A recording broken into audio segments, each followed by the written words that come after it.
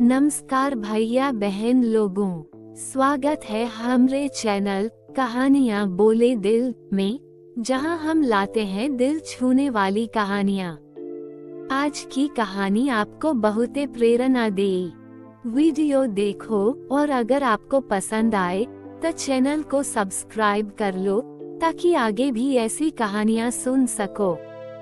ये कहानी है एक छोटे से गांव की, जहां हर तरफ हरियाली थी और लोग अपने सरल जीवन में संतुष्ट थे। गांव के कोने में एक छोटी सी झोपड़ी में मोहन और उसकी पत्नी रामकली रहते थे। मोहन गांव का सबसे ईमानदार और मेहनती व्यक्ति माना जाता था। उसकी सादगी और कड़ी मेहनत का हर कोई कायल था। रामकली एक सुघड़ और गृह कार्य में निपुण स्त्री थी। दोनों का जीवन भले ही साधारण था, परंतु उनके दिलों में एक दूसरे के लिए अगाध प्रेम और विश्वास था। गांव में लोगों के बीच आपसी प्रेम और भाईचारा था। किसी के घर में कोई समस्या आती तो पूरा गांव मिलकर उसका हल निकालता। इसी वजह से गांव में शांति बनी रहती थी। परंतु शांति की इस छवि के पीछे छिपे हुए थे कुछ ऐसे लोग जो अपनी स्वार्थी प्रवृत्ति के कारण दूसरों का नुकसान करने से नहीं चूकते। रघुनाथ का आगमन एक दिन गांव में एक अनजान आदमी आया। वो करीब 35-40 वर्ष का था, अच्छी कद काठी का और बोलचाल में बहुत ही मीठा। उसने अपना नाम रघुनाथ बताया।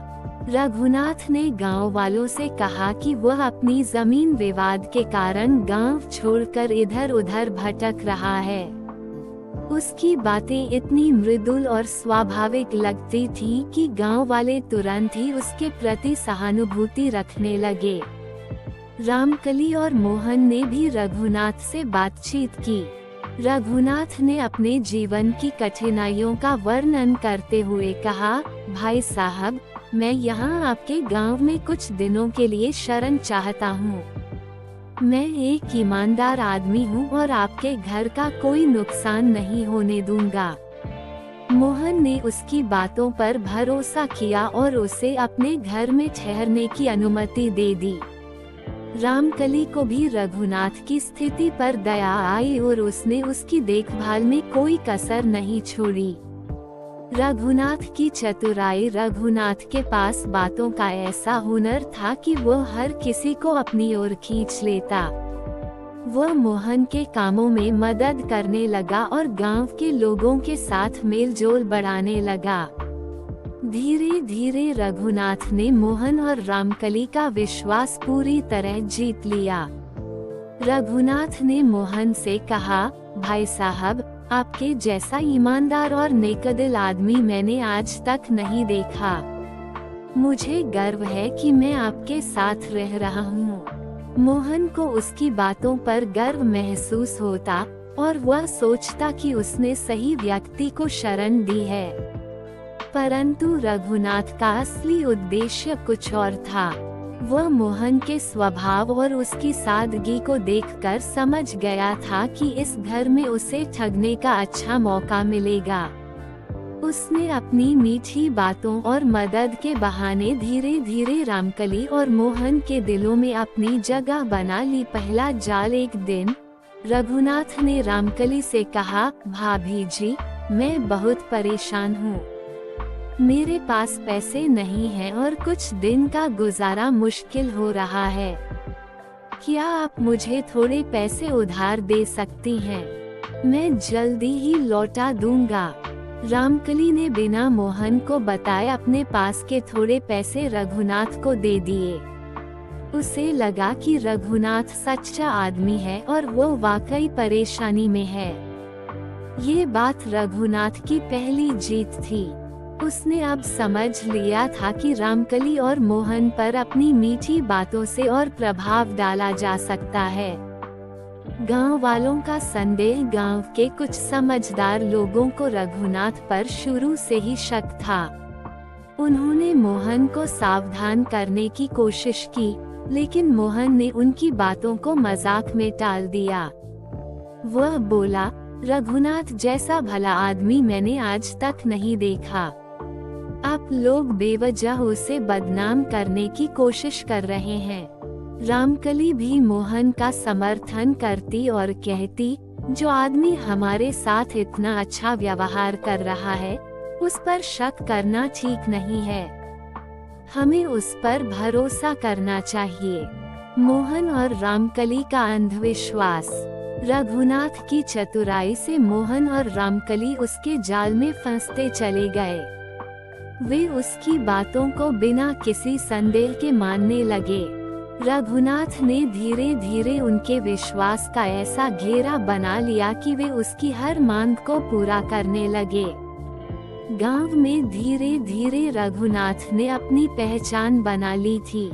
उसकी मीठी बातों और मदद करने वाले स्वभाव ने मोहन और रामकली को पूरी तरह अपने विश्वास में ले लिया था।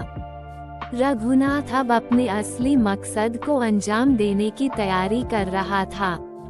एक रात जब मोहन अपने खेतों में काम करके थक कर सो गया था, रघुनाथ ने रामकली से अकेले में बात की। उसने कहा, भाभी जी, मुझे आपसे एक बात करनी है।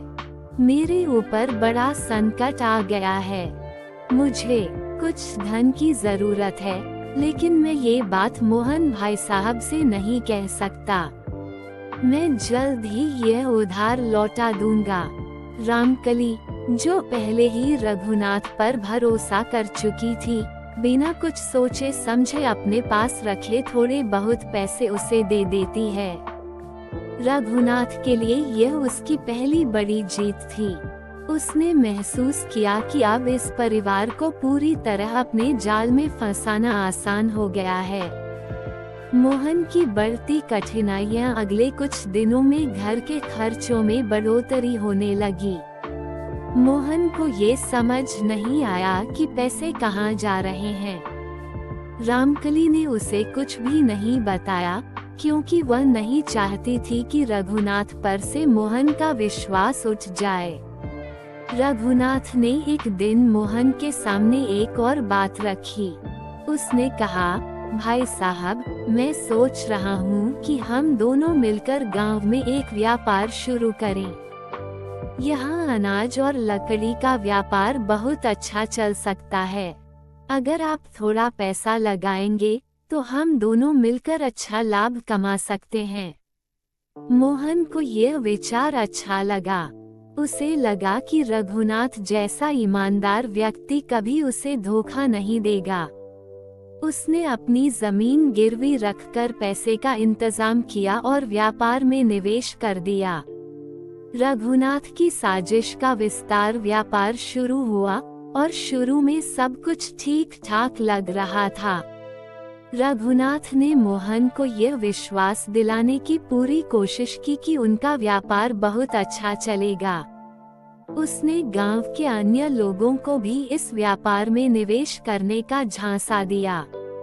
एक रात रघुनाथ अचानक गांव से गायब हो गया। मोहन ने सोचा कि वह किसी जरूरी काम से बाहर गया होगा, लेकिन जब कई दिन बीत गए और रघुनाथ का कोई पता नहीं चला, तो मोहन को चिंता होने लगी। सच सामने आता है, मोहन ने रघुनाथ को ढूंढने की कोशिश की। गांव के कई लोग जो पहले से रघुनाथ पर शक कर रहे थे, अब खुलकर मोहन से कहने लगे, हमने तुम्हें पहले ही सावधान किया था।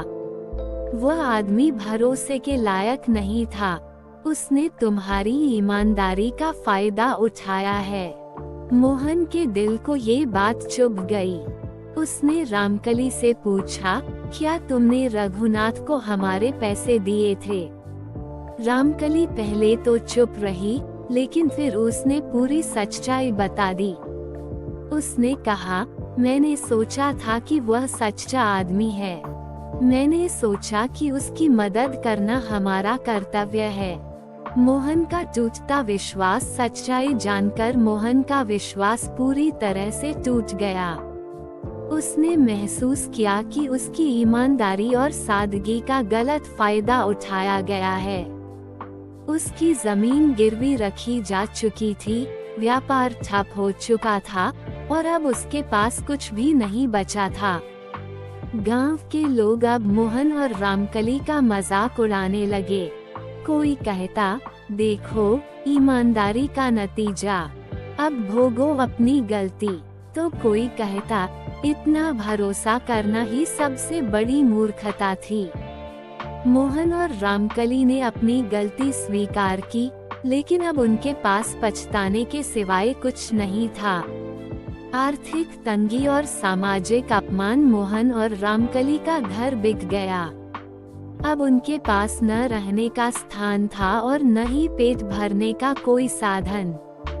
उन्होंने अपने कुछ पशु बेचकर किसी तरह गुजारा शुरू किया। मोहन हर रात अपने आप से सवाल करता, क्या मैंने अपनी ईमानदारी के कारण ये सब खो दिया? क्या दुनिया में ईमानदारी और विश्वास का कोई मूल्य नहीं है? रामकली, जो पहले ही अपने निर्णय पर पछता रही थी, उसे समझाने की कोशिश करती, लेकिन वह खुद भी जानती थी कि अब कुछ भी ठीक नहीं हो सकता।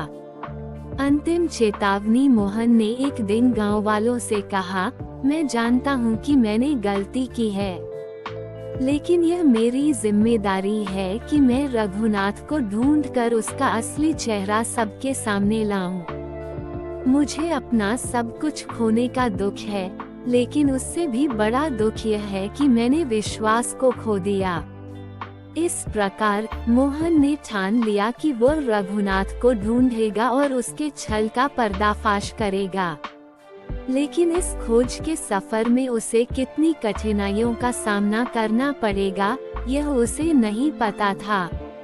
मोहन और रामकली के जीवन में सब कुछ बिखर चुका था। उनका घर बिक चुका था, जमीन गिरवी रखी जा चुकी थी और अब उनके पास रहने के लिए केवल एक टूटी फूटी झोपड़ी बची थी। गांव वाले, जो कभी मोहन की ईमानदारी की तारीफ करते नहीं थकते थे, अब उसकी बेवकूफी और भोलेपन का मजाक उड़ाते थे। मोहन को अपनी गलती का गहरा पछतावा था। रामकली, जो इस पूरी परिस्थिति के लिए खुद को जिम्मेदार मान रही थी, अब दिन रात भगवान से प्रार्थना करती कि उनके जीवन में दोबारा खुशहाली आए। लेकिन मोहन के दिल में एक ही बात थी, रघुनाथ को पकड़कर उसका असली चेहरा सबके सामने लाना। शहर की ओर सफर मोहन ने अपनी बिखरी हुई जिंदगी को सुधारने का एकमात्र रास्ता देखा, रघुनाथ को ढूंढकर उसके खिलाफ कार्रवाई करना। वह गांव के कुछ लोगों से उधार लेकर शहर की ओर रवाना हुआ। शहर का जीवन उसके लिए बिल्कुल नया था। वहां की भीड़-भाड़, तेज रफ्तार जिंदगी और शोरगुल ने उसे असहज कर दिया। शहर में पहुंचते ही उसने रघुनाथ के बारे में पूछताछ शुरू की, परंतु कोई भी उसकी बातों पर ध्यान नहीं दे रहा था। कई दिनों तक वह बस भटकता रहा, लेकिन रघुनाथ का कोई सुराग नहीं मिला। उसकी जेब में जो थोड़े बहुत पैसे बचे थे, वे भी खत्म होने लगे। रघुनाथ का सच सामने आता है। एक दिन मोहन ने एक छोटी दुकान के पास बैठे कुछ लोगों को रघुनाथ के बारे में बात करते सुना। उन्होंने बताया कि रघुनाथ एक जाना पहचाना ठग है, जो भोले भाले लोगों को अपने जाल में फंसाकर उनकी संपत्ति हड़प लेता है। मोहन को ये सुनकर झटका लगा। उसे यकीन हो गया कि वह सही दिशा में है। कुछ और पूछताछ करने पर उसे पता चला कि रघुनाथ अब एक बड़े गिरोह का हिस्सा बन चुका है। वह लोगों से धोखाधड़ी करके उनका धन लूटता है और फिर अपनी पहचान बदलकर गायब हो जाता है।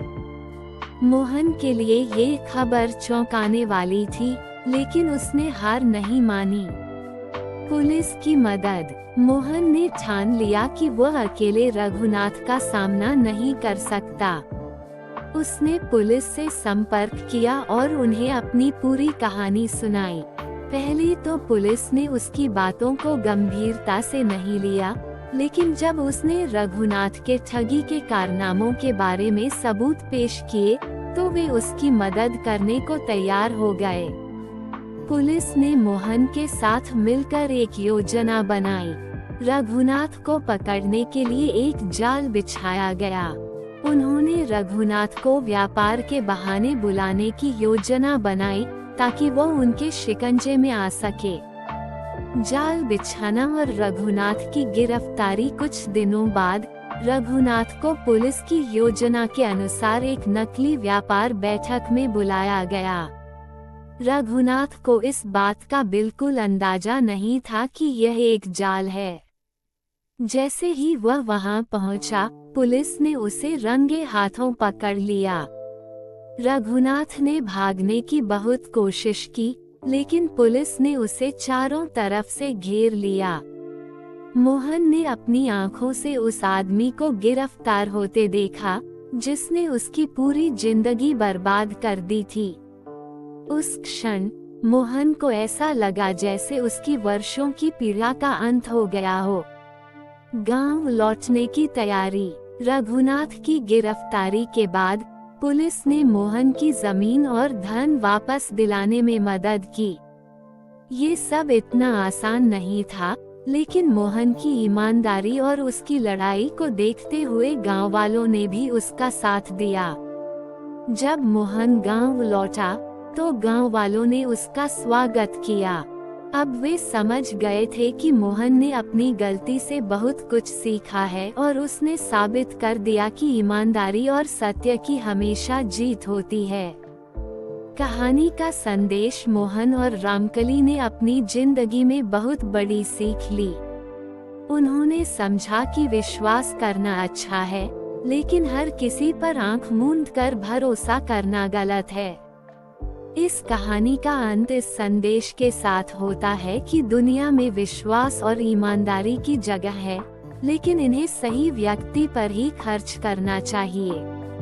मोहन और रामकली ने अपनी गलतियों से सबक लिया और अपने जीवन को दोबारा संवारा। अगर आपको ये कहानी पसंद आई हो तो कृपया कमेंट में अपनी राय जरूर दें। और हाँ, चैनल को सब्सक्राइब करें, लाइक करें और दोस्तों के साथ शेयर करें। आपके समर्थन से ही हम और भी बेहतरीन कहानियाँ लाते रहेंगे।